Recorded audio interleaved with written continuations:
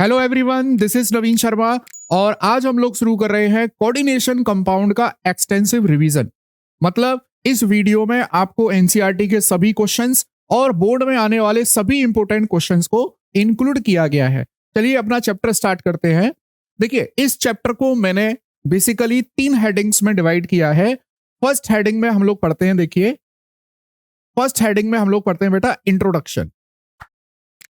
Coordination compound बड़ा chapter है, इसीलिए मैंने इसकी 3 हेडिंग बनाई है। ए में इंट्रोडक्शन पढ़ेंगे, बी में पढ़ने वाले हम लोग वेरियस थ्योरी।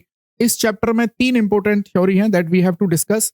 और थर्ड कैटेगरी में पढ़ने वाले हम लोग आइसोमेरिज्म और कोऑर्डिनेशन कंपाउंड की एप्लीकेशन।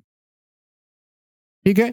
और हमारे पास जो फर्स्ट हेडिंग है इंट्रोडक्शन, इसमें हम लोग पढ़ेंगे कोऑर्डिनेशन कंपाउंड की डेफिनेशन। और इसकी डेफिनेशन तक पहुंचने के लिए हमको 1-2 पॉइंट और एक्स्ट्रा पढ़ने पड़ेंगे। फिर इसके बाद पढ़ने वाले बेटा हम लोग यहाँ पर डेफिनेशन के बाद इंपोर्टेंट टर्म्स, कोऑर्डिनेशन कंपाउंड के कुछ इंपोर्टेंट टर्म्स है that we have to discuss. और फिर उसके बाद पढ़ने वाले हम लोग IUPAC नोमेनक्लेचर।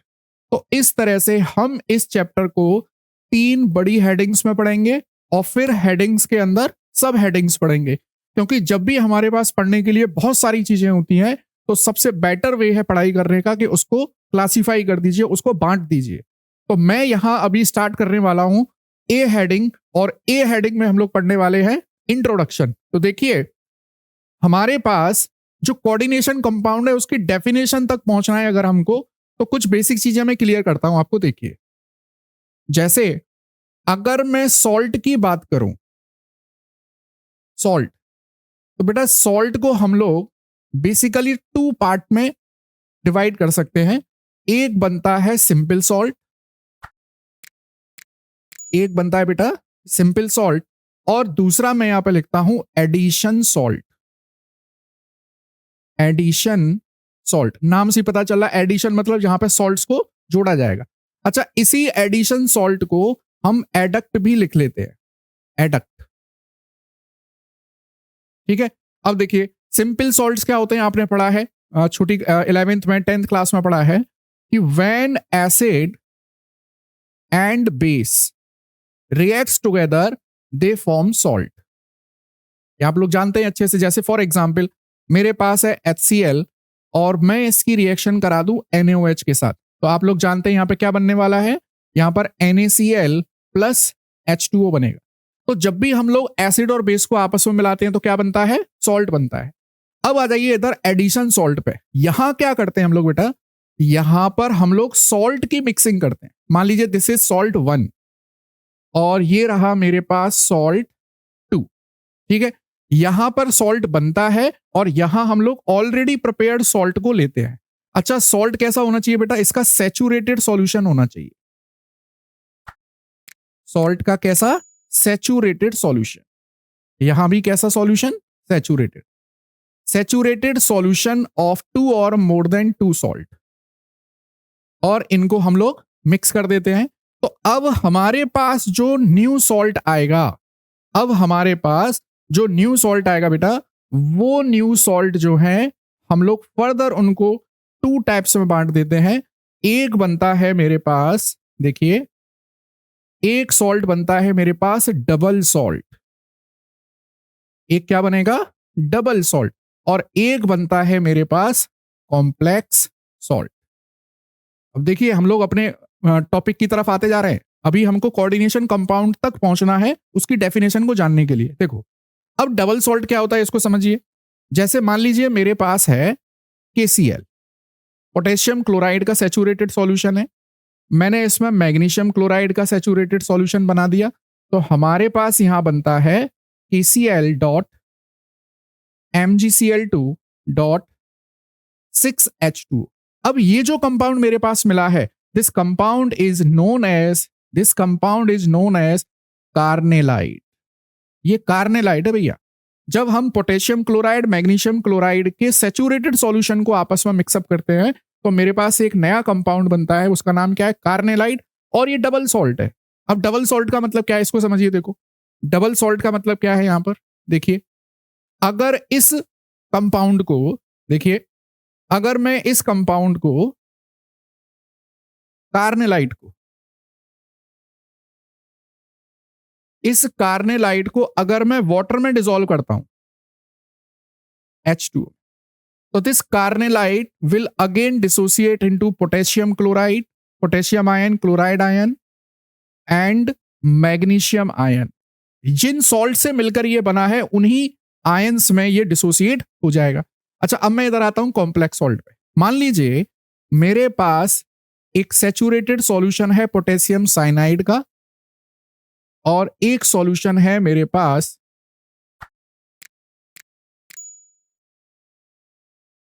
Ferrous cyanide. मान लीजिए मेरे पास ये दो सैचुरेटेड सॉल्यूशन है। अब यहां क्या होने वाला है, देखिए जब इन दोनों को हम मिक्स करते हैं तो मेरे पास एक नया कंपाउंड बनता है। वो कंपाउंड देख लीजिए K4FeCN का होल 6। अब देखना, अगर अब मैं इसको वाटर में डिसॉल्व करता हूं तो मेरे पास मिलेगा पोटेशियम आयन और ये एक नया कॉम्प्लेक्स टाइप का आयन डेवलप हो गया है। इस कॉम्प्लेक्स आयन की वजह से ही इसको कहते हैं कॉम्प्लेक्स सॉल्ट और इन्हीं कॉम्प्लेक्स सॉल्ट को कहते हैं कोऑर्डिनेशन कंपाउंड। इन्हीं को कहते हैं बेटा कोऑर्डिनेशन कंपाउंड। अब देखिए हमने पढ़ा है सॉल्ट, सॉल्ट के दो टाइप हैं, सिंपल सॉल्ट और addition salt. Addition salt again two type के हैं, डबल सॉल्ट और कॉम्प्लेक्स सॉल्ट। अब मुझे यहां पर क्या करना है, देखिए मैं एग्जांपल भी बताऊंगा आपको आगे बहुत सारे।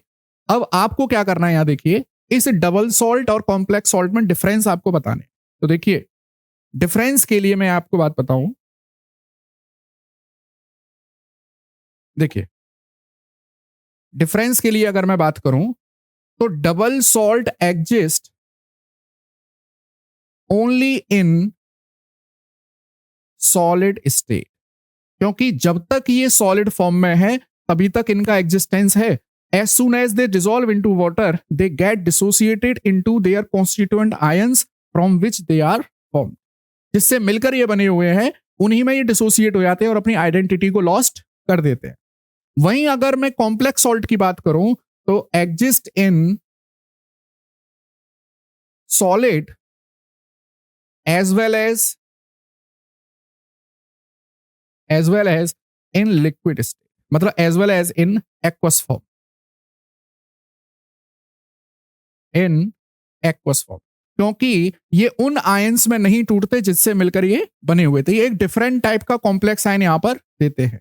अच्छा, अब एक चीज देखिए, यहां पर आपके पास देखो अगर आप कार्नेलाइट को वाटर में डिसॉल्व करते हो तो आपको पोटेशियम मिलेगा, क्लोराइड मिलेगा, मैग्नीशियम आयन मिलेगा और ये दोबारा से ये वाला क्लोराइड मिलेगा। और कितने क्लोराइड है ये? टोटल 2 क्लोराइड है। अब एक चीज समझिए, आपके पास टोटल नंबर ऑफ आयन तो मिल रहे हैं 5। देखिए 2 क्लोरीन है, 3 क्लोरीन है और एक पोटेशियम और एक मैग्नीशियम।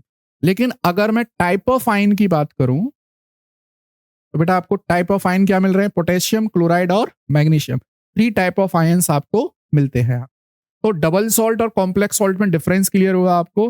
डबल सॉल्ट केवल सॉलिड स्टेट में एग्जिस्ट करते हैं, अपनी आइडेंटिटी लॉस्ट कर देते हैं, जिनसे मिलकर बने हुए हैं कंप्लीटली वही आयन वापस दे देते हैं।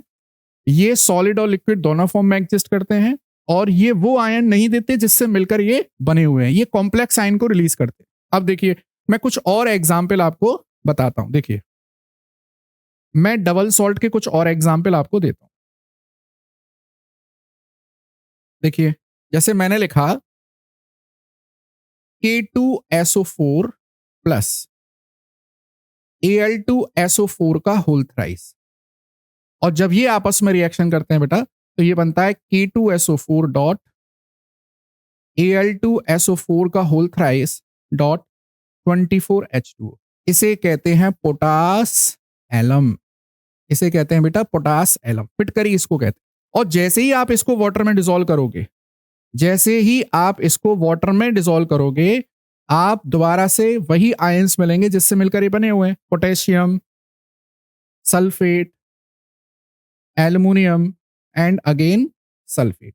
अब आप एक चीज देख रहे हैं, यहां पर एक सल्फेट आयन कॉमन है। एक आयन जो होता है वो इसमें कॉमन होता है डबल सॉल्ट। तो यहां पर ये उन्हीं आयंस में वापस टूट जाते हैं और भी एग्जाम्पल हमारे पास, मोहर सॉल्ट एक बहुत अच्छा एग्जाम्पल है, देखिए मोहर सॉल्ट। क्या है मोहर सॉल्ट? देखिए FeSO4 ferrous sulphate plus ammonium sulphate, ये क्या बना देगा? देखो FeSO4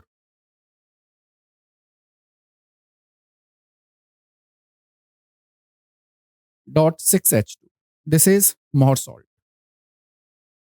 तो मैंने आपको डबल सॉल्ट के एग्जाम्पल में तीन इंपोर्टेंट एग्जाम्पल बताए हैं। एक बताया कार्नेलाइट, एक बता दिया पोटासैलम, और एक बता दिया ferrous ammonium sulphate.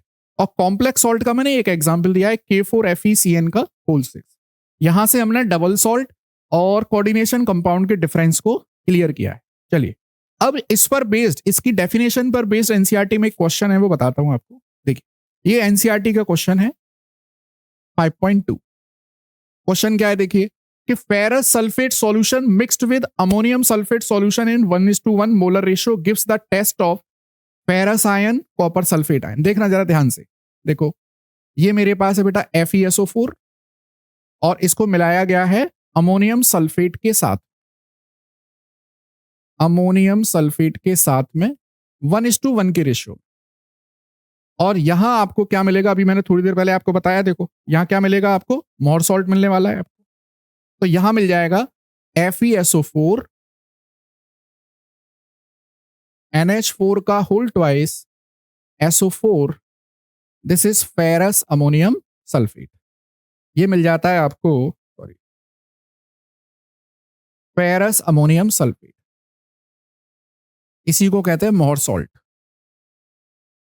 This is मोहर सॉल्ट, ठीक है। अच्छा अगर मैं इसको दोबारा से वाटर में मिक्सअप करूं इसे, तो वाटर में मिक्स करने पर ये वही आयन देगा जिससे मिलकर ये बना हुआ है। तो क्या देने वाला है? देखो ये देने वाला है Fe+2, ये देने वाला है SO4-2, और ये देने वाला है NH4+2। वही आयन देगा वापस से, ये तो वही बता रहा है हमको। देखो it give test of ferrous ion, ठीक है। अच्छा अगर अब मैं कॉपर सल्फेट में, बहुत ध्यान से देखना, कॉपर सल्फेट में अगर मैं अमोनिया जोड़ता हूं और 1:1 के 1:4 के रेशियो में, देखिए तो यहां पर क्या बनेगा वो बता दूं आपको। तो यहां पर बेटा आपको मिलने वाला है, बहुत इंपॉर्टेंट कंपाउंड है, CuNH3 का whole 4 and SO4। This compound is known as Schweizer salt. This compound is known as Schweizer salt. अब आप मुझे बताइए फेरस अमोनियम सॉल्ट क्या था? डबल सॉल्ट या coordination compound? Obviously double salt था। और यहां पर जैसे ही आपने ये स्क्वायर ब्रैकेट देख लिए, स्क्वायर ब्रैकेट देखने का मतलब ये है कि ये कोऑर्डिनेशन कंपाउंड है।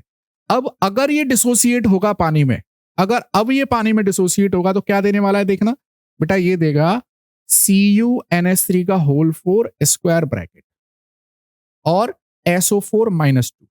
तो ये टेस्ट किसका देने वाला है? बेटा ये टेस्ट देगा सल्फेट का, कॉपर का टेस्ट नहीं देगा। जबकि फेरस अमोनियम सल्फेट में आपको फेरस का टेस्ट भी मिल जाएगा। जबकि नीचे जो कंपाउंड बनाया है स्विट्जर सॉल्ट, ये कोऑर्डिनेशन कंपाउंड है, ये कभी भी इसका कॉपर का टेस्ट नहीं देगा। चलिए नेक्स्ट आते हैं हम लोग। अब कोऑर्डिनेशन कंपाउंड हमको बेसिकली पढ़ना है यहां पर। तो कोऑर्डिनेशन कंपाउंड की जो इंपोर्टेंट टर्मिनोलॉजी है वो हमको समझ में आनी चाहिए। देखो मैं कुछ कंपाउंड लिखता हूं यहां पे, कोऑर्डिनेशन कंपाउंड। देखो जैसे K4FeCN का होल 6, एक तो ये लिख दिया मैंने। देखो अभी स्विट्जर सॉल्ट लिखा था वो लिख देता हूं, CuNH3 का होल 4 एंड SO4, ठीक है। और लिख देता हूं जैसे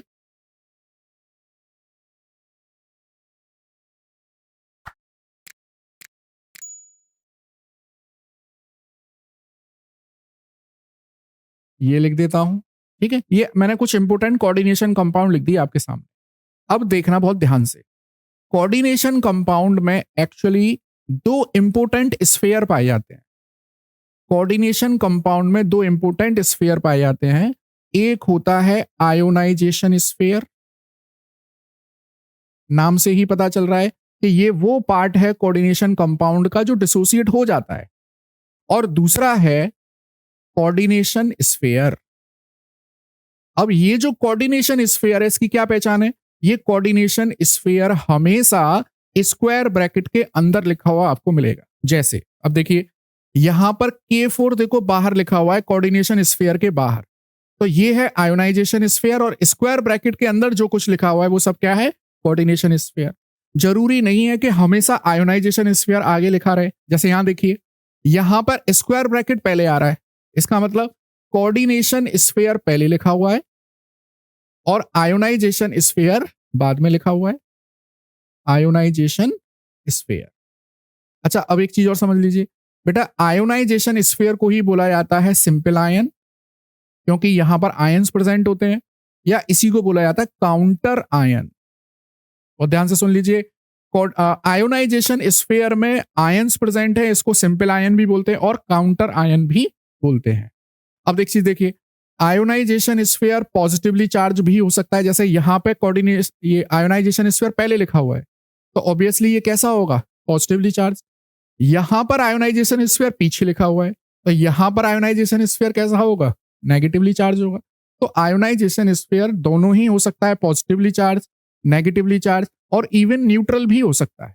ठीक है, अब देखिए समझिए जरा, ये इंपॉर्टेंट टर्म्स बताए मैंने दो, आयोनाइजेशन स्फीयर और कोऑर्डिनेशन स्फीयर। अब आ जाइए यहां कोऑर्डिनेशन स्फीयर के अंदर, जैसे यहां देखिए कोऑर्डिनेशन स्फीयर के अंदर आप देख पा रहे होंगे, ये मैंने CN लिखा है, नीचे 5 लिखा है, ये NO लिखा है। तो कोऑर्डिनेशन स्फीयर के अंदर जो मेटल प्रेजेंट होता है उसे कहते हैं सेंट्रल मेटल एटम या सेंट्रल मेटल आयन। बहुत ध्यान से सुन लीजिए, ये तीसरा इंपोर्टेंट टर्म हो गया।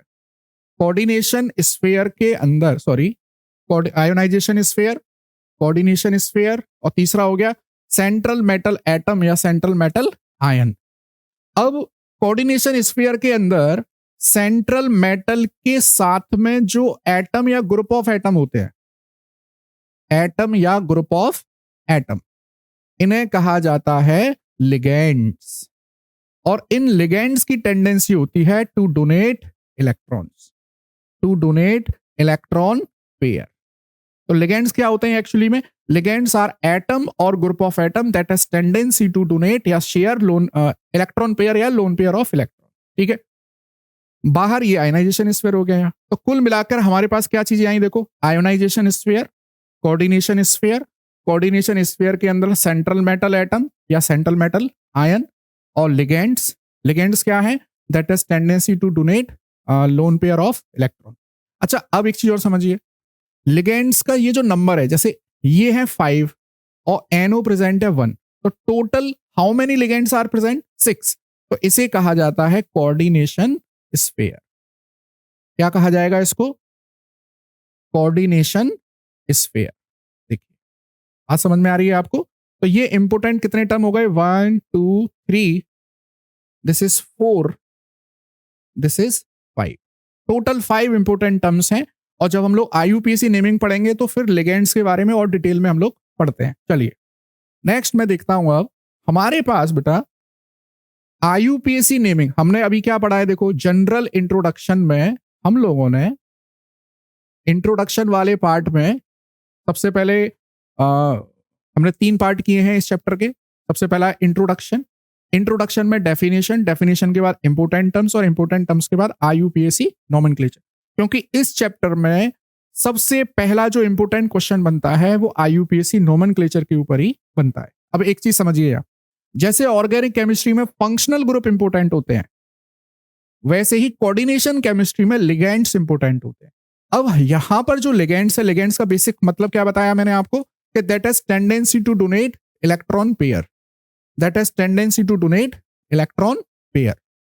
अब ये जो लिगेंड्स हैं एक्चुअली में, या तो ये सिंगल एटम भी हो सकते हैं, पॉजिटिवली चार्ज भी हो सकते हैं, नेगेटिवली चार्ज भी हो सकते हैं, और न्यूट्रल भी हो सकते हैं। अब एक चीज और समझिए, यहां पर मैंने यहां पे लिखा है जैसे मोनोडेंटेट, बाईडेंटेट, और यहां ऐसे लिखा है मैंने पॉलीडेंटेट। तो इस डेंटेट का मतलब क्या है उसको समझ लीजिए। देखो कोऑर्डिनेशन कंपाउंड की बेसिक चीज को समझिए। अब ये मेरे पास है एक मेटल, और मोस्ट ऑफन ये मिलेगा D block metal. D block है, इसका मतलब इसके पास वैकेंट डी ऑर्बिटल प्रेजेंट है, वैकेंट डी ऑर्बिटल, और इसके साथ जुड़े हुए मिलेंगे आपको लिगेंड्स। ये मिलेंगे लिगेंड। अब ये लिगेंड सेम भी हो सकते हैं, डिफरेंट भी हो सकते हैं। लिगेंड क्या है भैया? लोन पेयर डोनेट करेंगे तो ये लिगेंड कैसे होंगे? Lewis base. और मेटल कैसा होगा भैया? Lewis acid. कोई दिक्कत यहां तक आपको? चलिए, अब ये जो लिगेंड की मैं बात कर रहा हूं, ये पॉजिटिवली चार्ज भी हो सकता है, नेगेटिवली चार्ज भी हो सकता है और न्यूट्रल भी हो सकता है। अब ये लिगेंड कितने एटम से डायरेक्टली जुड़ा हुआ है मेटल के साथ? How many atoms in ligands is directly contact with the metal atom, central metal atom. अब ऐसे समझिए, मेरे पास एक लिगेंड है CN, ये मेरे पास एक लिगेंड है मान लीजिए, और ये किसी मेटल से जुड़ा हुआ है, तो इसका जो नाइट्रोजन है ये डायरेक्टली कांटेक्ट में है सेंट्रल मेटल एटम के, तो इसका मतलब दिस इज मोनोडेंटेट। मोनोडेंटेट। ऐसे ही मान लीजिए मेरे पास है ऑक्सिलेट, ये देखो मेरे पास है ऑक्सिलेट, तो ये दोनों ऑक्सीजन है directly contact central metal atom के, तो इसे कहेंगे बाइडेंटेट। तो डेंसिटी क्या है एक्चुअली में कि how many donor atoms are available in ligands to donate lone pair of electron to the central metal atom. ठीक है, चलिए, तो मैं मोनोडेंटेट और ये सब बताता हूं अब आपको। मैं यहां से इसको हटा देता हूं।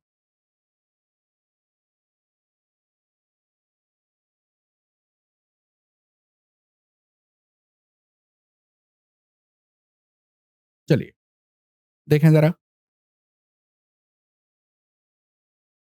हमारे पास सबसे पहले है मोनोडेंटेट, जिसमें एक डोनर एटम होगा, और हमने सबसे पहले बात करी है न्यूट्रल लिगेंड की, मतलब इनके ऊपर कोई चार्ज नहीं होता। अगर आपने लिगेंड की ये वाली स्लाइड याद कर ली तो IUPAC नोमेनक्लेचर और पूरी कोऑर्डिनेशन केमिस्ट्री में आपको कोई दिक्कत नहीं आएगी। देखिए मेरे पास है बेटा अमोनिया, अमोनिया का नाम याद रखिए, अमोनिया का नाम क्या है? देखो,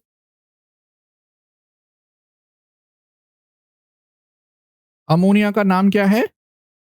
अमाइन। कोऑर्डिनेशन कंपाउंड की IUPAC नेमिंग में इसको AMMINE कहा जाएगा। वाटर को एक्वा, NO को नाइट्रोसिल, CO को कार्बोनिल, दिस इज मिथाइलामाइन। अब आप देखिए कैटायनिक लिगेंड, मतलब लिगेंड्स पॉजिटिवली चार्ज भी हो सकता है, तो इसमें जैसे नाइट्रोसिलियम, हाइड्रोजीनियम और दिस इज नाइट्रोनियम। अब आते हैं हम लोग एनायनिक लिगेंड पर। एनायनिक लिगेंड मतलब लिगेंड्स के ऊपर नेगेटिव चार्ज आ रहा है, सिंपली कैसा चार्ज आ रहा है? नेगेटिव चार्ज आ रहा है। और हम मोनोडेंटेट की बात कर रहे हैं। मोनोडेंटेट क्या होता है भैया?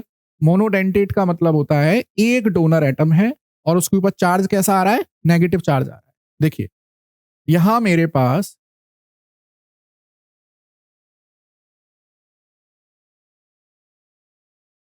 ये देखिए, ये नाम है मेरे पास सबसे पहले फ्लोराइड। अच्छा, एनायनिक लिगेंड का जब नाम हम लोग लिखते हैं, एक मिनट, एनायनिक लिगेंड का नाम जब हम लोग लिखते हैं तो जैसे फ्लोराइड है तो ई हटाकर वहां पे ओ लगा देते हैं, तो ये बन जाता है फ्लोराइडो या फ्लोरो। आयोडाइडो, आयोडो, हाइड्रोक्साइडो, हाइड्रोक्सो, दिस इज एजाइडो। इस तरह से जितने भी आ रहे, जैसे साइनाइडो का साइनाइड है तो साइनाइडो या साइनो भी बोल सकते हैं। आइसोसाइनाइड का आइसोसाइनाइडो, दिस इज नाइट्राइटो एन। देखिए फिर सल्फेटो, कार्बोनेटो, मतलब एनायनिक लिगेंड के नेम के पीछे क्या आ जाएगा? ओ आ जाएगा। ये मोनोडेंटेट थे मेरे पास। चलिए अब मैं आता हूं बाइडेंटेट के पास। बाइडेंटेट में हम लोग पढ़ने वाले हैं न्यूट्रल लिगेंड, और न्यूट्रल लिगेंड में दो एग्जाम्पल पढ़ेंगे हम लोग। देखो, एक है बेटा ethane 1,2 diamine, ethane 1,2 diamine, ethane 1,2 diamine, ठीक है। और दूसरा है डाइपाइरिडीन, आप ये पढ़ लीजिए, इससे काम हो जाएगा। और इथेन 1,2 डाइअमाइन को शॉर्ट में EN करके भी लिखते हैं हम लोग। तो बाइडेंटेट लिगेंड में कितने डोनर एटम होंगे? 2 डोनर एटम। और इसके दो एग्जाम्पल हैं, एक है EN इथाइलिन डाइअमाइन और दूसरा है डाइपाइरिडीन। अब आ जाइए एनायनिक लिगेंड पर। देखिए एनायनिक लिगेंड में 3 इंपोर्टेंट एग्जाम्पल है हमारे पास। एक है बेटा ऑक्सिलेटो, ये ऑक्सिलेटो है, 2 डोनर एटम है, नेगेटिव चार्ज है, oxalato. This is glycinato, glycine, and this is dimethyl glyoximato. ये लिगेंड आप इसमें अपने यहां पर कौन से दो इंपोर्टेंट पढ़ेंगे? एक ये इंपोर्टेंट है अपने यहां, और एक ये वाला। ये दो इंपोर्टेंट बाइडेंटेड एनायनिक लिगेंड है, इंपोर्टेंट है। अब आते हैं हम लोग पॉलीडेंटेड लिगेंड। पॉलीडेंटेड मतलब जिसमें दो से ज्यादा डोनर एटम प्रेजेंट हो। तो इसका एक बहुत अच्छा एग्जाम्पल है हमारे पास, और ये एग्जाम्पल बनता है इथेन 1,2 डाइअमाइन। मैं नाम लिखता हूं, देखो, इथेन 1,2 डाइअमाइन। देखो अमाइन में अंतर देखो, यहां पे ए एम है, जबकि अमोनिया में ए डबल एम है। इथेन 1,2 डाइअमाइन टेट्रा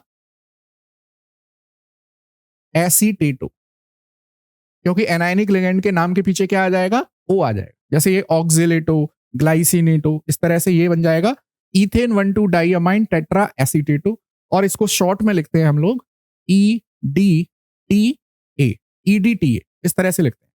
तो हमारे पास ये लिगेंड की लिस्ट थी। मैं इसको थोड़ा सा छोटा कर देता हूं ताकि आप एक स्क्रीनशॉट ले लें पूरे का।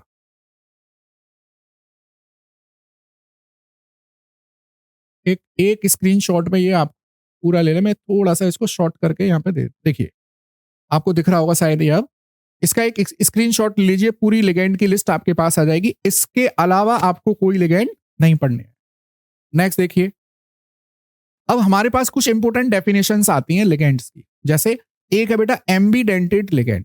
एम्बीडेंटेड लिगेंड का मतलब क्या होता है, देखिए, the ligands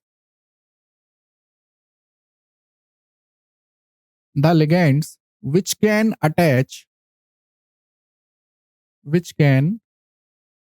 attach through either side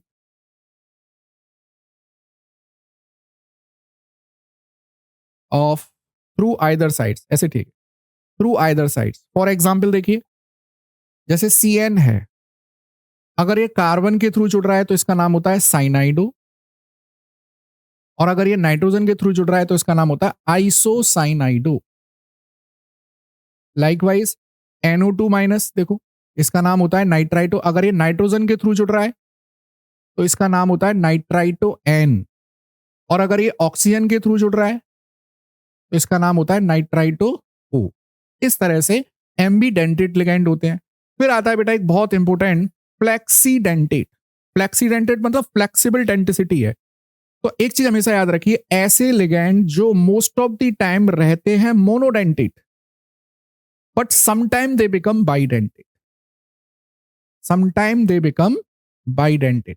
और ऐसे लिगेंड्स को कहते हैं फ्लेक्सीडेंटेड लिगेंड्स। For example sulphate.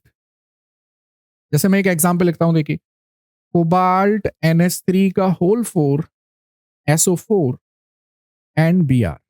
तो यहां पे ये क्या बन गया, बाइडेंटेड। और ऐसे ही मैं लिख दूं, यहां देखो, यहां सल्फेट बन गया मोनोडेंटेड। तो ये देख लेते हैं कैसी जरूरत है। अगर बाइडेंटेड बनने में फायदा है तो बाइडेंटेड बन जाते हैं, अदरवाइज मोनोडेंटेड तो ये नेचुरली होते ही है। फिर देखिए, अच्छा, फ्लेक्सीडेंटेड में और भी आते हैं, जैसे एसीटेटो, जैसे कार्बोनेटो, ठीक है, और सल्फेटो तो मैंने लिखा ही है। अब आ जाइए चिलेटिंग लिगेंड। एक्चुअली में चिलेट का मतलब क्या होता है, चिलेट का मतलब होता है रिंग। जैसे मान लीजिए कोई ऐसा लिगेंड है मेरे पास जिसमें एक से ज्यादा डोनर एटम है, तो मैंने लिखा जैसे इथेन 1,2 डाइअमाइन। तो इथेन 1,2 डाइअमाइन में दो डोनर एटम है। देखिए, तो मेटल के साथ जब ये एक साथ दोनों ही एटम डोनेट करेंगे लोन पेयर, तो आप देखेंगे यहां पे एक रिंग बन गई है। देखो, दिस इज 1 2 3 4 5, 5 मेंबर्ड रिंग बन गई है। इसीलिए इस लिगेंड को कहते हैं चिलेटिंग लिगेंड। और जो चिलेटिंग लिगेंड होते हैं, चिलेटिंग कॉम्प्लेक्स बनाते हैं, और चिलेटिंग कॉम्प्लेक्स की स्टेबिलिटी नॉन चिलेटिंग कॉम्प्लेक्स की स्टेबिलिटी से कई गुना ज्यादा होती है। तो ये कुछ इंपोर्टेंट नेम थे हमारे पास। चलिए, अब देखिए, कुछ ऐसे लिगेंड भी हैं, मैं आपको यहीं क्लियर कर देता हूं। देखो, ऐसे समझना आप, लिगेंड क्या है, जो लोन पेयर डोनेट करते हैं। क्या करते हैं, लोन पेयर डोनेट। बेटा उन्हें कहते हैं क्लासिकल लिगेंड। Classical ligand. कुछ लिगेंड ऐसे हैं जो लोन पेयर डोनेट तो करते ही हैं, साथ में गेन भी करते हैं। उनको कहते हैं नॉन, जैसे मैं ऐसे बोल दूं इनको, इनको बोला जाता है सिग्मा डोनर और इनको बोला जाता है नॉन क्लासिकल लिगैंड। और नॉन क्लासिकल लिगैंड में पर्टिकुलरली हम लोग जो पढ़ने वाले हैं बेटा वो है sigma donor and pi acceptor. Sigma donor pi acceptor, और उसका एक इंपॉर्टेंट एग्जांपल हम लोग लेंगे सिनर्जिक बॉन्डिंग में। तो जरूरी नहीं है कि लिगैंड जो है लोन पेयर दे ही दे, लोन पेयर तो देगा ही, साथ में वो मेटल से, सेंट्रल मेटल एटम से कुछ इलेक्ट्रॉन को वापस भी ले लेते हैं। जैसे मैं यहां समझाता हूं आपको, देखिए सिनर्जिक बॉन्डिंग एक बहुत इंपॉर्टेंट टॉपिक है लिगैंड्स में, समझिए ध्यान से। जैसे मेरे पास ये एक सेंट्रल मेटल एटम है, ठीक है। अब सेंट्रल मेटल एटम है, इसके पास वैकेंट डी ऑर्बिटल्स हैं और फिल्ड ऑर्बिटल्स भी हैं। तो मैं यहां ये तो बना देता हूं फिल्ड ऑर्बिटल, और ये है वैकेंट ऑर्बिटल। देखिए ये वैकेंट ऑर्बिटल, और ये रहा मेरे पास कार्बोनिल, ये कार्बोनिल है, ये कार्बोनिल। कार्बोनिल अपना लोन पेयर देगा इस मेटल की वैकेंट ऑर्बिटल में, vacant D orbital, this is sigma bond. और यहां पर इस कार्बन मोनोऑक्साइड मॉलिक्यूल की जो एंटी बॉन्डिंग ऑर्बिटल है, कैसी? Anti bonding orbital. Anti bonding electrons में ये अपने फील्ड इलेक्ट्रॉन को ट्रांसफर कर दे, एंटी बॉन्डिंग ऑर्बिटल में ये अपने फील्ड इलेक्ट्रॉन को ट्रांसफर कर देगा थ्रू पाई बॉन्ड। तो इस तरह की बॉन्डिंग को कहते हैं सिनर्जिक बॉन्डिंग। और इस तरह की बॉन्डिंग किसमें मिलेगी? मेटल कार्बोनिल्स के अंदर इस तरह की बॉन्डिंग मिलती है। इसके एग्जाम्पल देखो, जैसे टेट्रा कार्बोनिल निकिल है, ठीक है, इनके याद रख लेना ये फॉर्मूले। ये पेंटा कार्बोनिल आयरन है, ठीक, हेक्टा कार्बोनिल कोबाल्ट है। इस तरह से आप इनके नाम जरूर एक बार देख लें। जैसे एनआई के साथ में 4 कार्बोनिल हैं, आयरन के साथ में 5 हैं, ठीक है, और क्रोमियम के साथ में 6 हैं, कोबाल्ट के साथ में 2 कोबाल्ट के साथ में 8 है, और 2 मैंगनीज के साथ में 10 है। इस तरह से आप इनके फॉर्मूले जरूर पढ़ लेना, क्वेश्चन बन सकता है। अगला देखिए एम्बीडेंटेट लिगैंड, अभी बताया मैंने, जो दोनों तरफ से जुड़ सकते हो, चिलेटिंग लिगैंड हो गया। अब आ जाइए आईयूपीएसी नोमेनक्लेचर। जैसे हम लोग ऑर्गेनिक केमिस्ट्री की नेमिंग पढ़ते हैं, सेम वे में हम लोग कोऑर्डिनेशन कंपाउंड को भी स्टडी करते हैं। कोऑर्डिनेशन कंपाउंड की नेमिंग में देखिए पहला जो सिंपल सा रूल है कि हम लोग हमेशा जो पोर्शन पहले मिलेगा और जो पोर्शन पहले आएगा वो कैटाइन होगा। जैसे ऐसे समझिए, मैंने लिखा K4FeCN का होल 6। अब देखिए पहले कौन मिल रहा है आपको? आयोनाइजेशन स्फीयर, क्या होगा? पॉजिटिवली चार्ज होगा। ऐसे ही मैं यहां लिखता हूं, देखिए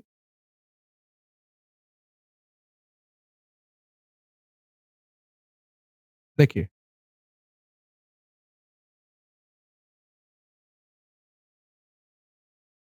पहले कौन आ रहा है? कोऑर्डिनेशन स्फीयर, कैसा चार्ज होगा? पॉजिटिव चार्ज होगा। तो कोऑर्डिनेशन कंपाउंड में जो कैटायन होता है उसका नेम पहले लिखा जाता है। अब चाहे ये आयोनाइजेशन स्फीयर हो चाहे ये कोऑर्डिनेशन स्फीयर हो, अगर ये आयोनाइजेशन स्फीयर है तो इसका नाम लिखना बड़ा आसान है, केवल नेम ऑफ आयन लिखा जाता है, उसका नंबर नहीं लिखा जाता है। जैसे यहाँ पे 4 पोटेशियम है तो हम टेट्रा पोटेशियम नहीं लिखेंगे, क्या लिखेंगे? केवल पोटेशियम लिखेंगे। ऐसे यहां देखिए, अब पहले आने वाला पार्ट क्या है? Coordination sphere. अब कोऑर्डिनेशन स्फीयर की जब नेमिंग करते हैं हम लोग, तो कोऑर्डिनेशन स्फीयर की नेमिंग में सबसे पहले लिखा जाता है name of ligand, name of ligand और इंक्लूडिंग देयर नंबर। जैसे यहां देखिए कोऑर्डिनेशन स्फीयर में नेम ऑफ लिगैंड पहले लिखा जाता है और फिर सेंट्रल मेटल एटम का नाम लिखा जाता है। अगर एक से ज्यादा लिगेंड्स हैं तो अल्फाबेटिकल ऑर्डर फॉलो करते हैं। और इस तरह से हम लोग ये 2 3 4 रूल हैं, एक बार पढ़ लीजिएगा, मैं सीधे सीधे एग्जाम्पल कराऊंगा, वहीं से समझ में आएगा ये। चलिए अब मैं कुछ इंपोर्टेंट सेंट्रल मेटल एटम के नाम आपको बता देता हूं, समझिए ध्यान से। अगर कोऑर्डिनेशन स्फीयर न्यूट्रल और नेगेटिवली चार्ज्ड है, जैसे मैं यहां पे ऐसे एग्जाम्पल लिखता हूं, देखो K4FeCN का होल 6, और ध्यान से देखिए, और यहां लिखता हूं कोबाल्ट NH3 का होल 6 और ये Cl। यहां पर कोऑर्डिनेशन स्फीयर नेगेटिवली चार्ज्ड है, और सेंट्रल मेटल एटम आ रहा है आयरन। अब जब भी कोऑर्डिनेशन स्फीयर नेगेटिवली चार्ज्ड होगा तो याद रखिएगा आयरन को लिखा जाएगा फेरेट, मतलब सेंट्रल मेटल के नाम के पीछे ATE लगा देते हैं। और अगर ये न्यूट्रल है या पॉजिटिवली चार्ज है, जैसे कि यहां पर देखो कोऑर्डिनेशन स्फीयर कैसा है, पॉजिटिवली चार्ज, तो आप सिंपल यहां पे कोबाल्ट लिखेंगे। और अगर ये नेगेटिवली चार्ज होता तो क्या लिखते, कोबाल्टेट। तो जब हम लोग प्रैक्टिस करेंगे अभी कुछ एग्जाम्पल से तो आपको एकदम क्लियर हो जाएगा। अब आ जाइए यहाँ एग्जाम्पल्स पर। IUPAC नोमेनक्लेचर पर सबसे इंपॉर्टेंट क्वेश्चन यहीं से बनते हैं। देखो जैसे मेरे पास ये लिखा हुआ है सबसे पहले, मतलब कोऑर्डिनेशन स्फीयर है, और आयोनाइजेशन स्फीयर लिखा हुआ है बाद में। तो पहले हम किसकी नेमिंग करेंगे, ऑब्वियसली कोऑर्डिनेशन स्फीयर की।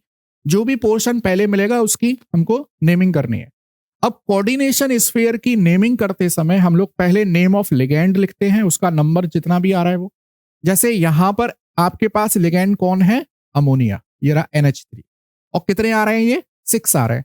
तो आप इसको ऐसे लिखेंगे, देखो हेक्सा, और NH3 का नाम क्या है, NH3 एक न्यूट्रल लिगेंड है, इसका नाम क्या है बेटा, इसका नाम है अमाइन, AMMINE। दोबारा से लिखता हूं क्योंकि यहां बीच में स्पेस नहीं आना है, पहला लेटर कैपिटल, हेक्सा अमाइन, ठीक है, हेक्सा अमाइन ये लिगेंड और उसका नंबर हो गया। अब इस कोऑर्डिनेशन स्फीयर में और क्या दिखाई दे रहा है आपको, सेंट्रल मेटल एटम कौन है, कोबाल्ट। अच्छा कोऑर्डिनेशन स्फीयर पहले लिखा गया है, इसका मतलब पॉजिटिवली चार्ज है, तो यह है हेक्सा अमाइन कोबाल्ट। फिर आएगी इसकी ऑक्सीडेशन स्टेट रोमन नंबर, इसमें आएगी रोमन नंबर। और अब देखिए आयनाइजेशन स्फीयर में क्या लिखा जाएगा, केवल name of ion, that means chloride. अब बच्चे गलती यही करते हैं, यहां पे ट्राई क्लोराइड लिख देते हैं। आयोनाइजेशन स्फीयर में केवल नेम ऑफ आयन लिखना है, नंबर नहीं लिखना है। चलिए, तो हेक्सा अमाइन कोबाल्ट क्लोराइड। अब ऑक्सीडेशन स्टेट निकालते हैं। कोबाल्ट की ऑक्सीडेशन स्टेट मान लो X, अमोनिया की ऑक्सीडेशन स्टेट है 0, तो 6 अमोनिया के लिए मैंने 6 का मल्टीप्लाई कर दिया। एक क्लोरीन के ऊपर आता है -1, तो 3 क्लोरीन के ऊपर कितना आ गया, मल्टीप्लाइड बाई 3, बराबर क्या करोगे 0, तो X बराबर कितना आ जाएगा आपके पास +3। तो यहां पर 3 को लिख देंगे आप रोमन नंबर। तो ये मिल गया hexa amine cobalt third chloride. अब आ जाइए सेकंड एग्जांपल पर, देखो कोऑर्डिनेशन स्फीयर पॉजिटिवली चार्ज है, पहले ही लिखा हुआ है, देख लो यहाँ। अब यहां इस कोऑर्डिनेशन स्फीयर में आप देख पा रहे हैं यहां पे बेटा more than one type of ligand है। ऐसा कोऑर्डिनेशन कंपाउंड जिसमें more than one type of ligands आते हैं उन्हें कहते हैं हेट्रोलेप्टिक कॉम्प्लेक्स। यहां पे एक ही टाइप का आ रहा है, इसको कहेंगे होमोलेप्टिक कॉम्प्लेक्स, इसे कहेंगे हेट्रोलेप्टिक कॉम्प्लेक्स। अब देखिए मैं इसका नाम लिखता हूं, अल्फाबेट, इसका नाम है बेटा अमाइन और इसका नाम है मिथाइल अमाइन। तो अमाइन पहले आ जाएगा और कितने आ रहे हैं, ये 2 आ रहे हैं, तो मैं ऐसे लिखूंगा diamine, diamine, this is methanamine. अब एक चीज ध्यान दीजिए बेटा, यहां पे मैंने लिखा है AMINE और यहां पे है AMM। अमोनिया के नाम को अमाइन लिखते हैं, अमाइन ऐसे मान लो, AMMINE। तो देखोगा डाई अमाइन मीथेनामाइन, फिर क्या आएगा प्लेटिनम, देखिए फिर आएगा प्लेटिनम, प्लेटिनम, इसकी ऑक्सीडेशन स्टेट आएगी रोमन नंबर में और लास्ट में क्या आ जाएगा क्लोराइड। अब देखो इसकी ऑक्सीडेशन स्टेट निकालते हैं हम लोग। ऑक्सीडेशन स्टेट में प्लेटिनम की X है, अमोनिया की 0 है, मिथेनामाइन की 0 है, ठीक है, मिथेनामाइन की 0 है, यस, और क्लोरीन की -1 है। तो यहां पर X बराबर कितना आ गया +1, तो ये बन गया प्लेटिनम फर्स्ट क्लोराइड। कोई दिक्कत यहां तक, चलिए अब आ जाइए एग्जाम्पल नंबर 3 पर। देखिए एग्जाम्पल 3 आपको दिया गया है टाइटेनियम H2O का होल 6, तो मुझे ऐसे लिखना है, देखो hexa aqua AQUA, hexa aqua titanium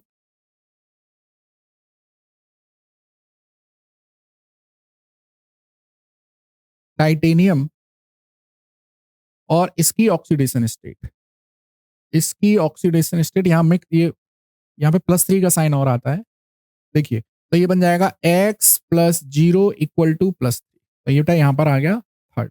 ये बन गया हेक्सा एक्वा टाइटेनियम थर्ड। अब इधर देखिए, मेरे पास एग्जाम्पल नंबर 4 है। यहां पर ये है मेरे पास अमाइन, ये है क्लोराइडो या क्लोरो, और ये है नाइट्राइटो। अल्फाबेटिकल ऑर्डर लगाना है तो देखो ये बनेगा टेट्रा, टेट्रा अमाइन, ठीक है, क्लोराइडो या chloro, this is nitrito N, nitrito N. और फिर क्या आ जाएगा, कोबाल्ट, फिर क्या आ जाएगा, कोबाल्ट, और कोबाल्ट की ऑक्सीडेशन स्टेट आएगी रोमन नंबर में, और लास्ट में आ जाएगा क्लोराइड। अब एक चीज समझो आप जरा, देखो जब Cl with in the square bracket है तो ये लिगेंड है, तो इसका नाम आ रहा है बेटा क्लोरो, और जब ये बाहर आयोनाइजेशन स्फीयर में है तो इसका नाम आ रहा है क्लोराइड। अब इसकी ऑक्सीडेशन स्टेट निकालते हैं। देखो कोबाल्ट की X, अमोनिया की 0, क्लोरीन की -1, NO2 की -1, बाहर वाले क्लोरीन की -1 बराबर 0। X बराबर कितना आ जाएगा, +3। तो इसकी कोबाल्ट की ऑक्सीडेशन स्टेट हो गई थर्ड। बात आ रही है समझ में? प्रैक्टिस करेंगे आप लोग खुद से तो ये चीजें समझ में आएंगी आप। नेक्स्ट देखिए, मेरे पास क्वेश्चन नंबर 5 देखो, यहां पर आपको कोऑर्डिनेशन स्फीयर दिया गया है और वो पॉजिटिवली चार्ज है। तो देखो ये बनेगा बेटा hexa aqua AQUA, manganese, manganese, और ऑक्सीडेशन स्टेट सेकंड। क्योंकि देखो वाटर तो न्यूट्रल लिगेंड है और बराबर इसके ऊपर क्या चार्ज आ रहा है, +2, तो एक्स की वैल्यू कितनी आ गई, +2, तो वो सेकंड लिख दिया मैंने। अब यहां जाइए 6 पर, यहां पर जो कोऑर्डिनेशन स्फीयर है यहां आप दिखेंगे, देखो ये मेरे पास coordination sphere 4 CO neutral ligand है, टेट्रा कार्बोनिल, टेट्रा कार्बोनिल, और निकिल, टेट्रा कार्बोनिल निकिल। अब इसकी ऑक्सीडेशन स्टेट निकालें हम। निकिल की ऑक्सीडेशन स्टेट X, कार्बोनिल की 0 मल्टीप्लाइड बाई 4 बराबर 0, तो निकिल की ऑक्सीडेशन स्टेट कितनी आ गई, 0 आ गई। तो हमेशा याद रखना मेटल कार्बोनिल में ऑक्सीडेशन स्टेट जो सेंट्रल मेटल एटम की है वो हमेशा क्या होती है, 0 होती है। सबसे पहले हम लोग लिखेंगे बेटा इसका IUPAC नेम। तो IUPAC नेमिंग में देखिए कोऑर्डिनेशन स्फीयर नेगेटिवली चार्ज्ड है, याद रखिएगा सेंट्रल मेटल के नाम के पीछे ATE आ जाएगा।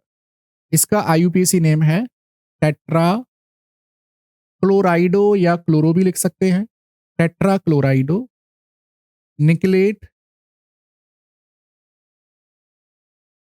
और इसकी ऑक्सीडेशन स्टेट निकाल सकते हैं X -4 -2 सेकेंड, इस तरह से टेट्रा क्लोराइडो निकलेट सेकेंड, ये इसका IUPAC नेम हो गया।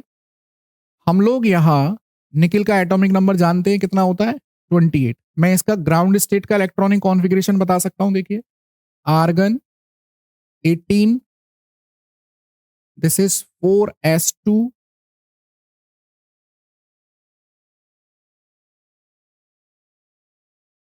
और ये 4p। देखो ये आएगा 3d8 और ये आएगा 4p। अब देखिएगा जरा 1 2 3 4 5 6 7 और ये 8, इस तरह से ये निकिल का ग्राउंड स्टेट का इलेक्ट्रॉनिक कॉन्फ़िगरेशन है। ठीक है, अब देखिए निकिल की ऑक्सीडेशन स्टेट क्या है यहां पर, +2। इसका मतलब ये 2 इलेक्ट्रॉन रिलीज करें इसने, तो 2 इलेक्ट्रॉन कहां से रिलीज हुए होंगे, ऑब्वियसली 4s से रिलीज हुए होंगे। तो आपको मिल गया यहां देखो आर्गन 18, दिस इज 4s0, और ये रहा 3d8, ये रहा 3d8, और ये रहा 4p, ये 4p। ठीक है, अच्छा अब देखिए यहां पर लिगेंड जुड़ने वाला कौन सा आ रहा है, जुड़ने वाला लिगेंड कौन सा है, क्लोराइड। और क्लोराइड कैसा था, देखो वीक फील्ड लिगेंड है क्लोराइड, वीक फील्ड लिगेंड है। वीक फील्ड लिगेंड मैं यहां लिख देता हूं, in the presence